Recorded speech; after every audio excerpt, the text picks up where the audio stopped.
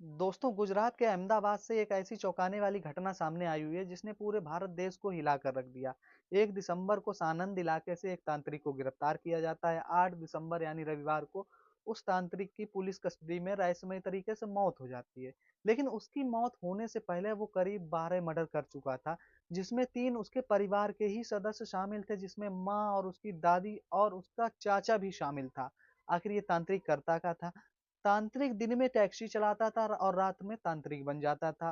अब इसका अगला निशान जो 13वां मर्डर होना था, वो मर्डर होना था अभिजीत सिंह राजपूत का। अभिजीत सिंह राजपूत का मर्डर होना था। इसकी रकम 4 गुनी करने का वादा किया गया था कि तुम मुझे पैसा दो, मैं तुम्हारी रकम को 4 गुना कर दूंगा। लेकिन उसके प्लान का पुलिस को पता चल जाता और पुलिस अभिजीत सिंह के पास इस चीज के लिए पहले ही पहुंच जाती है और अलर्ट हो जाती है। जब उस व्यक्ति को कुछ पिलाने के लिए नवल सिंह जाता है, तो पुलिस उससे पहले ही नवल सिंह को गिरफ्तार कर लेती है। नमस्कार दोस्तों, मैं पुष्पेंद्र सिंह कुशवाहा आज आपके सामने फिर एक सच्ची घटना लेकर आया हूं। दरअसल आज की जो सच्ची घटना है, ये घटना है गुजरात प्रदेश का एक जिला लगता है सुरेंद्र नगर। यहीं का एक नवल सिंह चावड़ा उम्र होती है जिसकी 42 साल रहा करता है।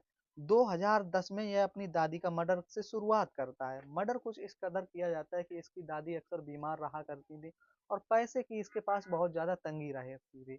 दादी का इलाज कराने के लिए पैसा नहीं था, तो ये तांत्रिक विद्या सीखने जाया करता था। लेकिन उसी तांत्रिक ने इसको एक ऐसा पदार्थ दिया था कि ये पदार्थ तुम जिसको भी पिला दोगे, जो कुछ ही मिनट में अपनी देह त्याग देगा, यानी कि उसकी मृत्यु हो जाएगी।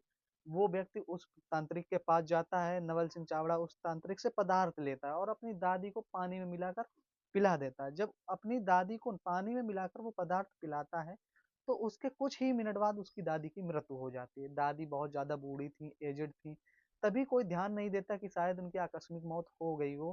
किसी कारण ना ही उनका पोस्टमार्टम कराया जाता है और ना ही कोई इस चीज पर ध्यान देता है।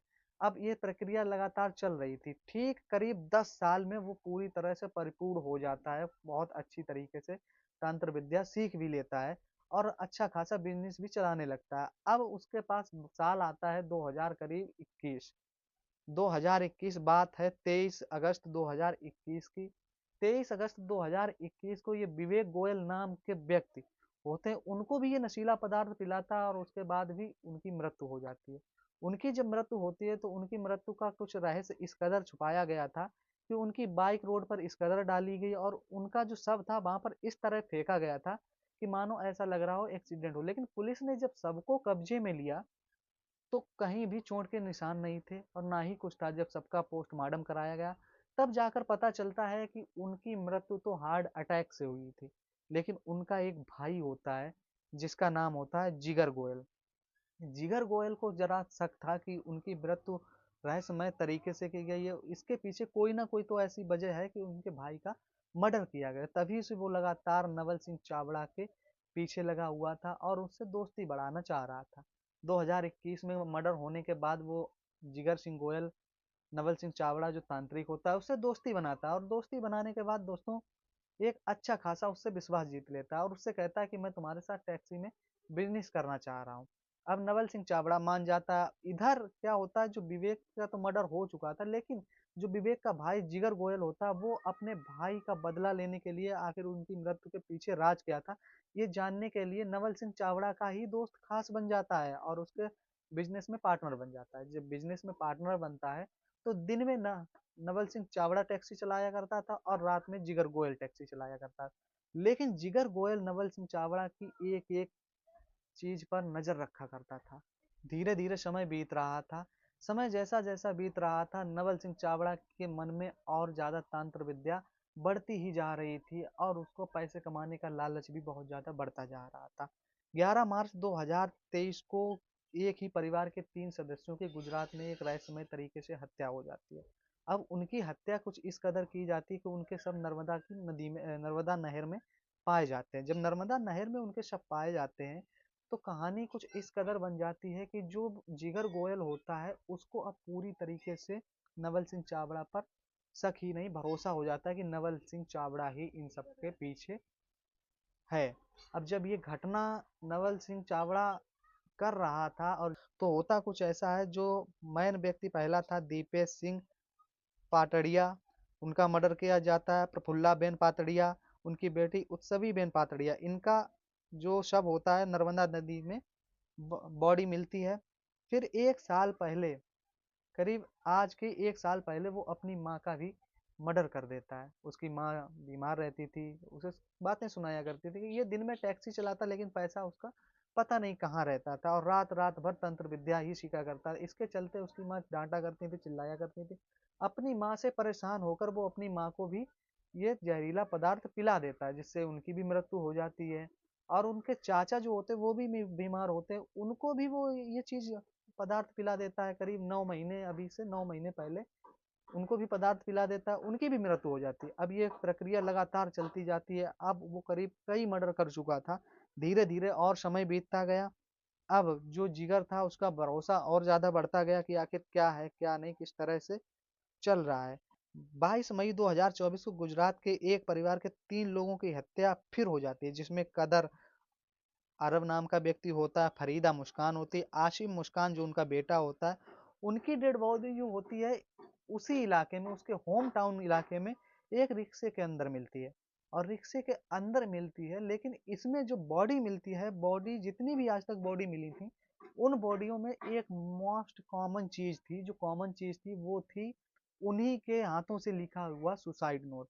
ये क्या करता था, उन्हीं के हाथों से एक सुसाइड नोट लिखवाता था। सुसाइड नोट लिखवाने के बाद उनको जहरीला पदार्थ देता, जिससे कि उनकी मृत्यु हो जाती। अब पुलिस जब इसके पीछे तहकीकात करती, बहुत ज्यादा परेशान होकर, पुलिस के हाथे कुछ नहीं लगता, क्योंकि जब भी उनका पोस्टमार्टम कराया जाता तो निकलता सिर्फ था हार्ट अटैक के चलते इनकी मृत्यु हो जाती। और उनके यहाँ एक सुसाइड नोट भी लिखा हुआ मिलता था, जिसके चलते पुलिस बहुत जल्दी ही केस बंद कर देती थी। लेकिन जब 22 मई 2024 को गुजरात के एक परिवार के 3 सदस्यों की मृत्यु हो जाती है, तो उनमें से एक लड़की जिसका नाम नगमा मुस्कान होता है वो छूट जाती है। अब नगमा मुस्कान को मारने के लिए वो बहुत ज्यादा प्रयत्न करता है, वो वहां से भाग निकलती है। लेकिन लड़की थी, कहाँ तक भागती, तो उस नवल चौबड़ा के हाथ लड़की लग जाती है। अब नवल सिंह चौबड़ा उसको तांत्रिक विद्या से नहीं मारता, जबकि उसको टुकड़े टुकड़े करके धीरे धीरे काट काट कर मार देता। अब जब उसको काट काट कर मारता है तो उसके गड्ढे खोद कर गाड़ दिया जाता है। अभी उसकी मौत की डेट को पुष्टि नहीं की गई है।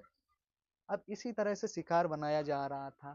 पूरे गुजरात में इस चीज की दहशत बनी हुई थी कि आखिर एक व्यक्ति ऐसे काम कैसे कर सकता है। लेकिन जब नवल सिंह चावड़ा को गिरफ्तार कराया जाता है, गिरफ्तार कराने के बाद सबसे जो अहम काम करता है वो होता है जिगर सिंह गोयल। जो जिगर सिंह गोयल होता है वो नवल सिंह चावड़ा की हर एक चीज पर नजर रख रहा था। उसे यकीन था कि उसके भाई की मृत्यु नहीं बल्कि मर्डर किया गया, और मर्डर नवल सिंह चावड़ा ने ही किया है। अब ये बात जब अभिजीत सिंह सांगा का नंबर आता है, एक 13वें व्यक्ति का जो बिजनेसमैन होता है, उसको ये तांत्रिक फंसा लेता और उससे कहता है कि मैं तुम्हारे पैसे 4 गुना कर दूंगा। जब उसके 4 गुना पैसे करने की बात आती है तो जिगर गोयल ये बात मामला पूरा पुलिस को बता देता है, और पुलिस को भी अपने साथ शामिल कर लेता है। जब जिगर गोयल अपने साथ तांत्रिक को पकड़ाने के लिए अपने साथ पुलिस को पूरे प्लान के तहत शामिल करता है। पुलिस जब नवल सिंह चावड़ा को गिरफ्तार करके अपनी कस्टडी में लेती है और उससे पूछताछ करती है। पूछताछ करने पर नवल सिंह चावड़ा बताता है कि उसने पिछले 14 सालों में करीब 12 लोगों की हत्या करी है, और 13वें का करने ही जा रहा था, तब तक जिगर गोयल ने इस मामले का भंडाफोड़ कर दिया। अब ये पुलिस कस्टडी में ही था। जब पुलिस कस्टडी में था तो 8 दिसंबर की सुबह में ये कहता है कि मेरी तबीयत खराब है, और तबीयत खराब होने के चलते ये शाम को ही आकस्मिक उसकी मौत हो जाती है। पता नहीं ऐसा क्यों लग रहा है कि किसी तरह से ये जेल प्रांगण में वो जहरीला पदार्थ था जो अंदर ले गया, कि उसी के चलते उसी को खाकर ही इसने अपने प्राण त्याग दिए।